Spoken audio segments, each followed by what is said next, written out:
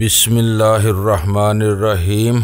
गुमनाम हीरो के मुअज़्ज़ज़ नाज़रीन, अस्सलामु अलैकुम। आइए चलते हैं कहानी की तरफ। इस मौका से फायदा उठाते हुए लौट लगाकर अपनी जगह से उछला। मेरे पैर की ठोकर इस शख्स के पेट पर लगी जो शोभा की तरफ लपक रहा था। वो लड़खड़ाकर पुश्त के बल गिरा। मैंने बड़ी फुर्ती से उठकर इस पर छलांग लगा दी। शोभा के हरीफ का दाव चल गया। इसने शोभा की टांगों के बीच में घुटने से ठोकर मार दी। शोभा बिलबिला उठी। वो पेट पकड़े दोहरी होती चली गई। इसके हरीफ ने जमीन पर पड़ा हुआ खंजर उठा लिया और शोभा पर हमला आवर हुआ, लेकिन इसी लम्हे मधुमाला अपनी जगह से उछली और हवा में उड़ती हुई इस शख्स के ऊपर जा गिरी। वो शख्स मुंह के बल आगे को गिरा। इसका सर आगे पड़ी हुई कुर्सी से टकरा गया था। पेशानी की खाल फट गई और खून बह निकला था। खंजर भी इसके हाथ से छूट गया था। मधुमाला एक बार फिर हवा में उछली और पैरों के बल इस शख्स के ऊपर गिरी। वो शख्स फिर चीख उठा। शोभा भी संभल चुकी थी। इसने खंजर उठा लिया और फिर दूसरे ही लम्हे वो इस तीसरे बदमाश की तरफ लपकी जो खंजर ताने मुझ पर हमला आवर होने के लिए पार तोल रहा था। शोभा के पैर की ठोकर इसके पेट पर लगी और वो एक हाथ से पेट पकड़कर दोहरा हो गया। शोभा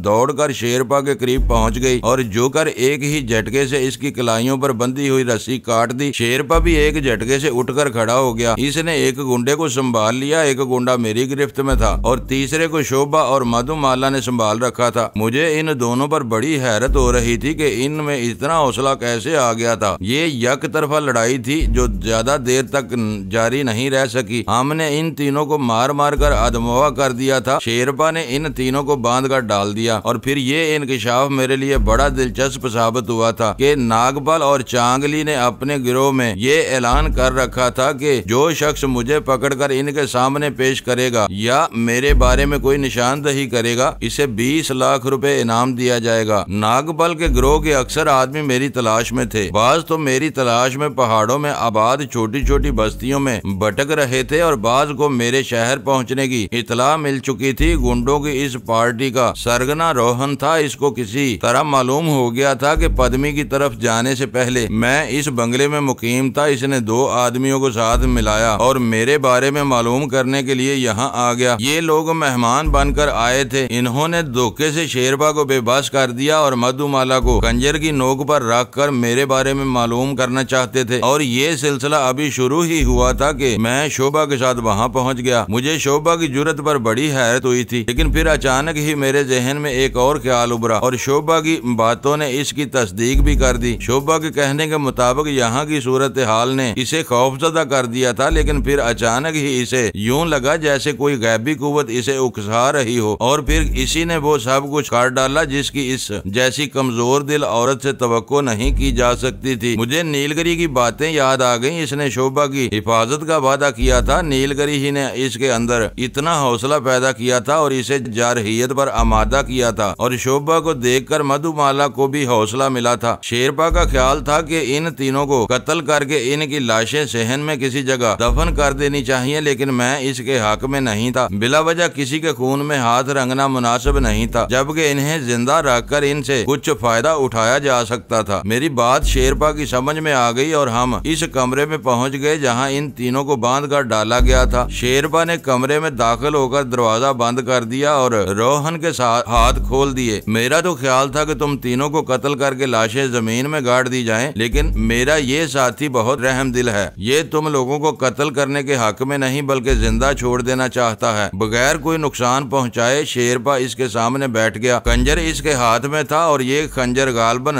रोहन ही की मलकियत था। शर्त क्या होगी? रोहन ने उलझी हुई नजरों से बारी बारी हम दोनों की तरफ देखा। शर्त ज्यादा कड़ी नहीं है, शेरपा बोला। हमें नागपाल और चांगली के बारे में बता दो कि वो कहाँ छुपे हुए हैं। हम मजीद कुछ कहे बगैर तुम लोगों को छोड़ देंगे। नागपाल शहर में नहीं है, वो पहाड़ों में कहीं छुपा हुआ है और चांगली अगरचे शहर ही में मौजूद है, लेकिन इसके ठिकाने का किसी को पता नहीं। रोहन ने जवाब दिया। अगरचे ये तुम्हारे काबू में आ जाता तो इसे कहाँ ले जाते? शेरपा ने मेरी तरफ इशारा करते हुए पूछा। वो हम किसी और के तवसत से इसे इतला को भिजवा देते। रोहन ने जवाब दिया। इसके लहजे से साफ जाहिर हो रहा था कि वो झूठ बोल रहा है। नहीं रोहन, शेरपा ने इसके चेहरे पर नजरें जमा कर पूछा। तुम सब कुछ जानते हो और तुम बताओगे कि चांगली कहाँ है। अगर तुम कुछ बताने से इनकार करोगे तो मैं अपने साथी की बात नहीं मानूंगा और तुम्हारे शरीर के टुकड़े करके शहर शहर की मुख्तलिफ सड़कों पर फेंक दिए जाएंगे। नहीं, मैं कुछ नहीं बताऊंगा, रोहन ने ठोस लहजे में जवाब दिया। शेरपा चंद लम्हे इसकी तरफ देखता रहा, फिर इसने अचानक ही बड़ी फुर्ती से खंजर की नोक इसके बाजू में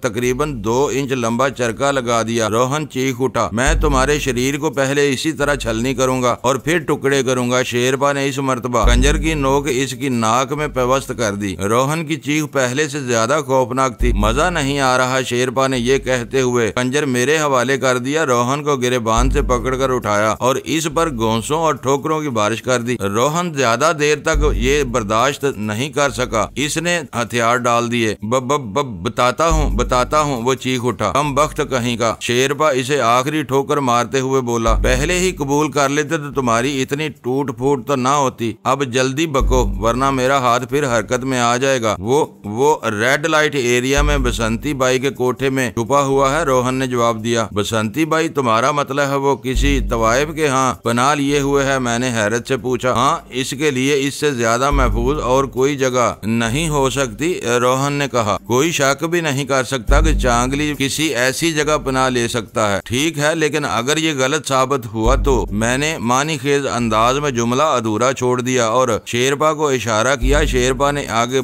एक बार फिर इसके हाथ बांध दिए और हम कमरे से बाहर आ गए। अब इनका क्या किया जाए? शेरपा ने मेरी तरफ देखा। इनका भी बंदोबस्त हो जाएगा, मैंने ये कहते हुए टेलीफोन का रिसीवर उठा लिया। इंस्पेक्टर ब्रेंद्रा का नंबर मिलाया और फिर कुछ सोच कर रिसीवर रख दिया। क्या हुआ, किसको फोन कर रहे थे? शेरपा ने उलझी हुई नजरों से मेरी तरफ देखा। इंस्पेक्टर ब्रेंद्रा को, मैंने जवाब दिया। मेरा ख्याल है इन्हें पुलिस के हवाले कर ही देना चाहिए, वो निमट लेंगे इनसे। मैंने दोबारा रिसीवर उठा लिया और नंबर मिलाने लगा। इंस्पेक्टर ब्रेंद्रा ऑफिस में मौजूद नहीं था। आदम खान भी इसके साथ ही कहीं गया हुआ था। मैंने ब्रेंद्रा के असिस्टेंट विजय को बताया कि कुछ बदमाशों ने हमारी रिहायशगाह पर हमला किया था। वो मुझे अगवा करना चाहते थे। हो सकता है वो नागपाल के आदमी हो। वो तीनों इस वक्त हमारे कब्जे में हैं और हम इन्हें पुलिस के हवाले करना चाहते हैं। सब इंस्पेक्टर विजय से मेरी कभी मुलाकात नहीं हुई थी, ताहम फोन पर इसे गपशप होती रहती थी। वो मुझे अच्छी तरह जानता था। मैं इस इलाके के पुलिस स्टेशन को फोन कर रहा हूँ, विजय ने जवाब दिया। अपना एड्रेस बताओ। वो लोग थोड़ी देर में वहाँ पहुँच जाएंगे। इन तीनों को इनके हवाले कर देना। मैंने विजय को कोठी का पता समझाकर रिसीवर रख दिया। तकरीबन आधे घंटे बाद पुलिस की एक गाड़ी कोठी के सामने पहुंच गई। रोहन और इसके साथ दोनों साथियों को इनके हवाले कर दिया गया। पुलिस पार्टी का इंचार्ज एक सब इंस्पेक्टर था। मैंने इसे समझा दिया कि ये बहुत खतरनाक लोग हैं, इनका ख्याल रखा जाए। पुलिस के जाने के थोड़ी ही देर बाद मैं और शेरपा भी कोठी से निकल रहे थे। इस वक्त रात के 11 बज रहे थे। शेरपा के पास पिस्तौल मौजूद था, जबकि मैंने रोहन वाला खंजर अपने लिबास में छुपा लिया था। कार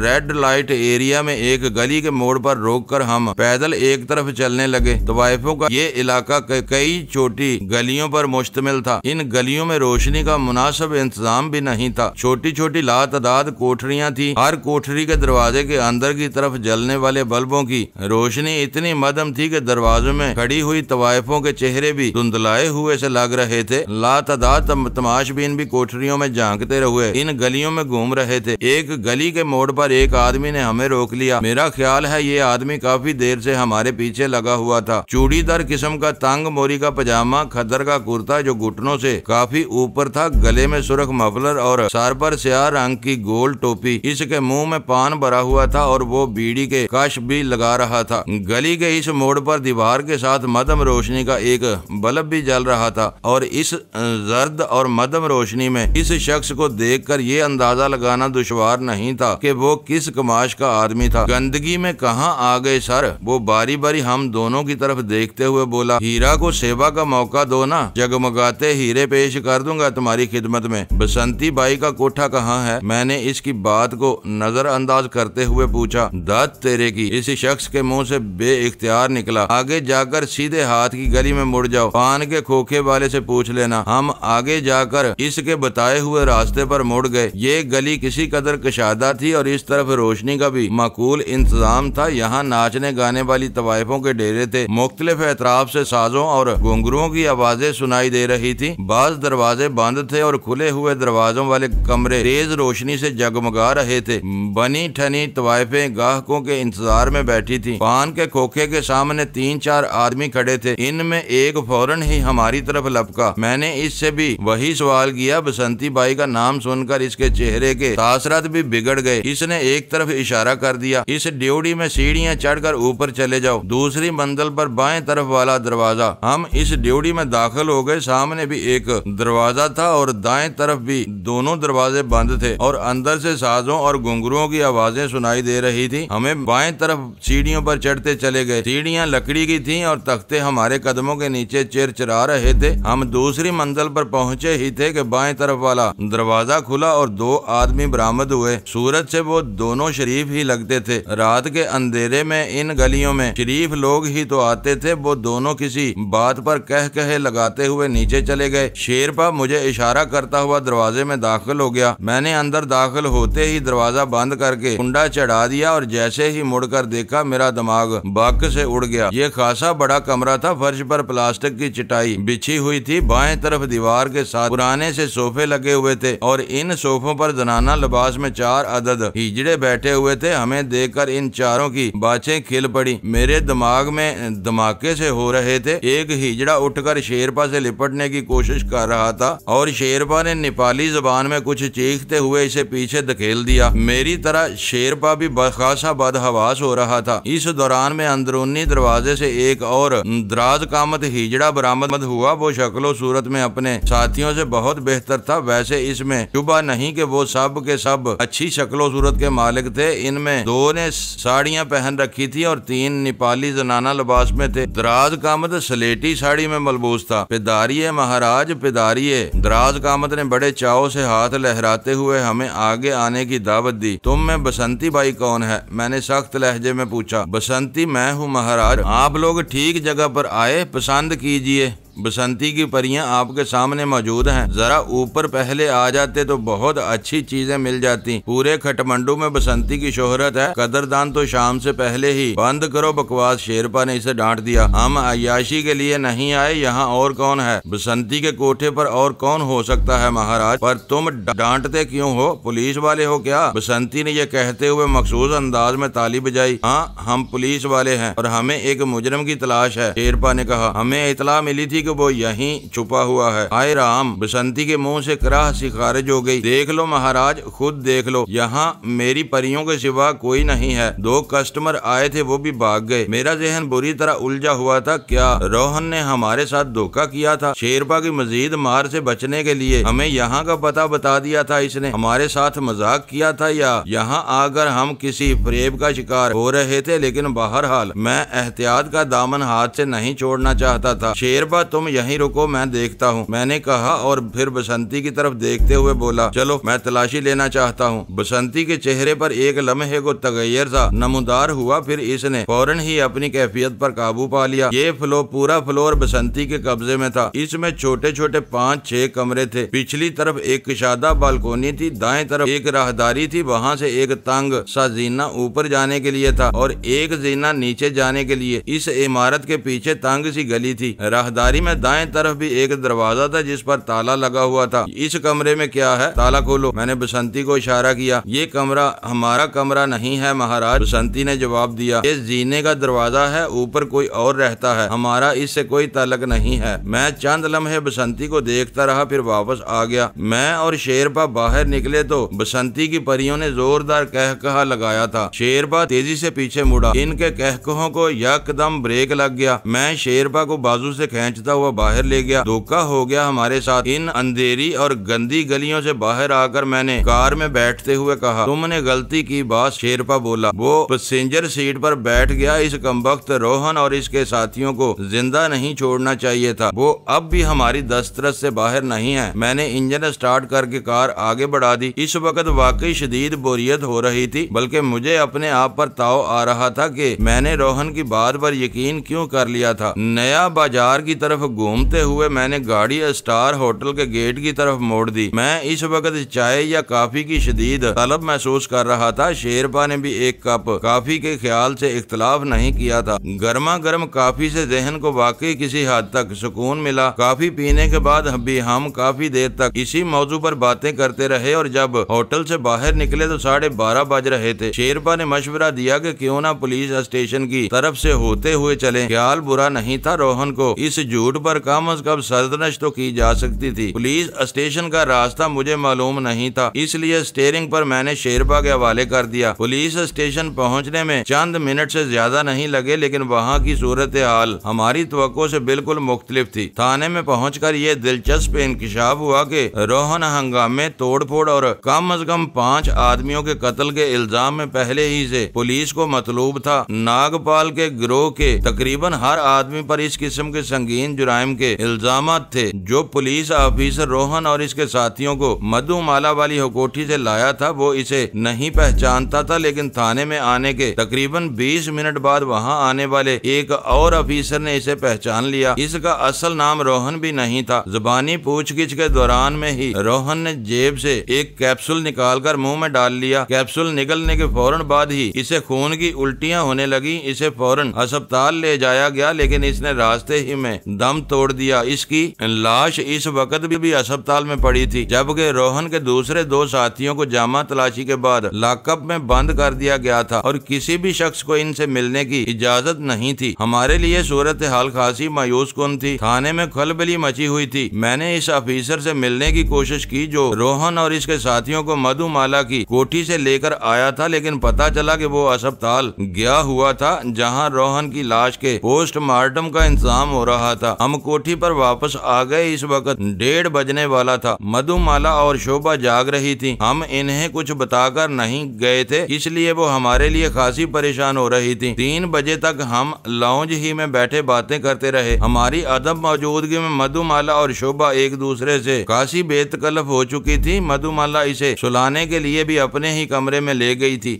पद्मी की तरफ जाने से पहले जब मैं और बिमला यहाँ रह रहे थे तो शेरपा सर्वेंट क्वार्टर में सोया करता था। हमारे जाने के बाद वो कोठी ही के एक कमरे में सोने लगा था। मधुमाला कोठी की हिफाजत के लिए अपने कबीले से 2 आदमी भी मंगवा लिए थे। वो दोनों सगे भाई थे। पिछले दिनों गांव में इनकी वालदा का देहांत हो गया था, इसलिए वो वापस चले गए थे और शेरपा के कहने के मुताबिक कल परसों तक कबीले से 3 आदमी मजीद यहाँ आने वाले थे। मैं और शेरपा लाउंज ही में लेट गए। मैं सोफे पर दराज हो गया था और शेरपा कालीन पर सो गया था। सुबह 7 बजे शेरपा ने मुझे झंझोड़ कर जगा दिया। क्या बात है, क्या हुआ? मैं इस तरह जगाए जाने पर गड़बड़ा सा गया। इंस्पेक्टर बरिंद्रा का फोन है, वो पुलिस स्टेशन पर तुम्हारा इंतजार कर रहा है, जहाँ रात को रोहन ने खुदकशी की थी। शेरपा ने कहा। मुझे उठकर तैयार होने में चंद मिनट से ज्यादा नहीं लगे थे। इस दौरान में शेरपा भी न सिर्फ तैयार हो गया था बल्कि इसने चाय भी बना ली थी। चाय पीने के बाद मैंने शोभा को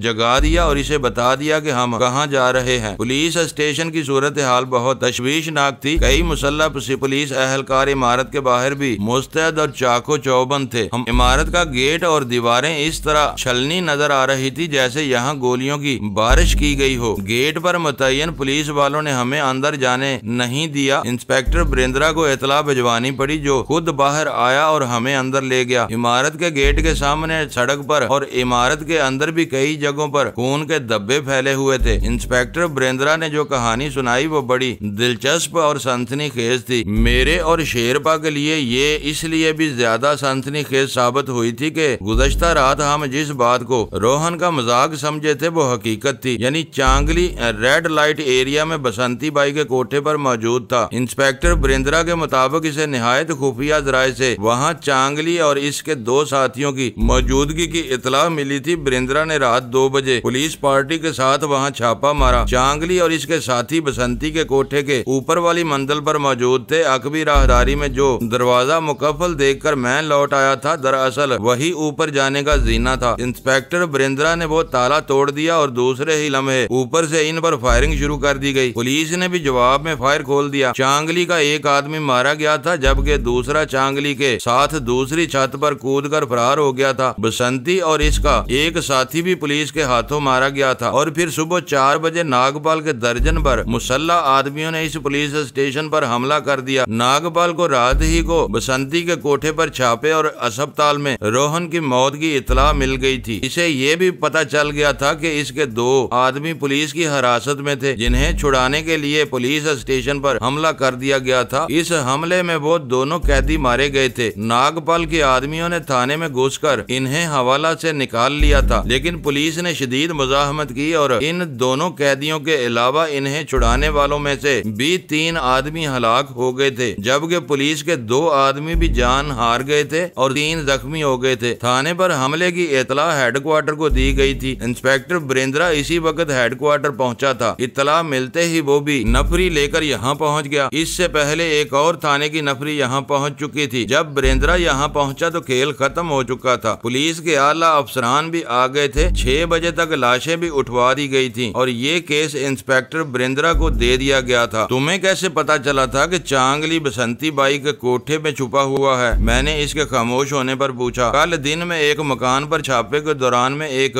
ऐसा आदमी हमारे हाथ लगा था जिसने 3rd डिग्री के इस्तेमाल के बाद ये राज फाश किया था कि चांगली कहाँ है। मैंने दिन ही में बसंती के मकान की निगरानी शुरू करवा दी थी। रात को मुझे इतला मिली कि तुम और शेरपा भी वहाँ गए थे। वहाँ जाने की कोई खास वजह? बरिंद्रा ने चुभती हुई नजरों से मेरी तरफ देखा। इससे पहले मैंने तुम्हें फोन किया था मगर तुम अपने ऑफिस में मौजूद नहीं थे। मैंने जवाब दिया, मैं तुम्हें चांगली ही के बारे में बताना चाहता था। रोहन वगैरह को पुलिस के हवाले करने के बाद मैंने खुद चेक करने का फैसला किया और शेरपा के साथ वहाँ पहुँच गया, लेकिन मैंने इस दरवाजे की तरफ ज्यादा तवज्जो नहीं दी थी जिस पर ताला लगा हुआ था और यही मेरी गलती थी जिस पर मुझे नाकामी का मुंह देखना पड़ा। लेकिन ये बसंती कौन थी? इसे बहुत ऊंची चीज समझा जाता था। बरिंद्रा ने जवाब दिया, हमारे इस छोटे से मुल्क में बहुत सी बुराइयां जन्म ले चुकी हैं। हम जिन्स परस्ती भी यहाँ बढ़ती जा रही है। इस सूरत हाल से तीसरी जिन्स के लोग ज्यादा फायदा उठाने की कोशिश कर रहे हैं और ये हिजड़े ज्यादातर इंडिया से आए हुए हैं। यहाँ इन्होंने ये धंधा शुरू कर रखा है। बसंती चंद साल पहले यहाँ आया था। इसने चंद और हम जिन्सों को अपने साथ मिलाकर एक ग्रुप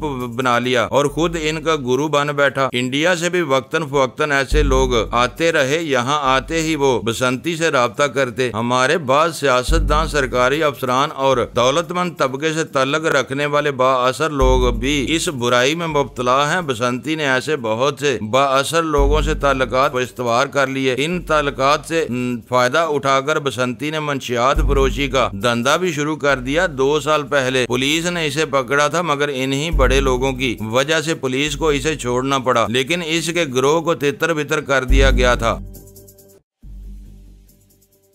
मुअज़्ज़ज़ नाज़रीन, लाइक करें, शेयर करें और कमेंट्स बॉक्स में पाक आर्मी जिंदाबाद, पाकिस्तान पाइंदाबाद का नारा ज़रूर दर्ज करके अपने मुल्क पर फ़ख्र करें और पाकिस्तान की बुनियादें मजबूत करने में अपना किरदार अदा करें। वीडियो देखने का शुक्रिया।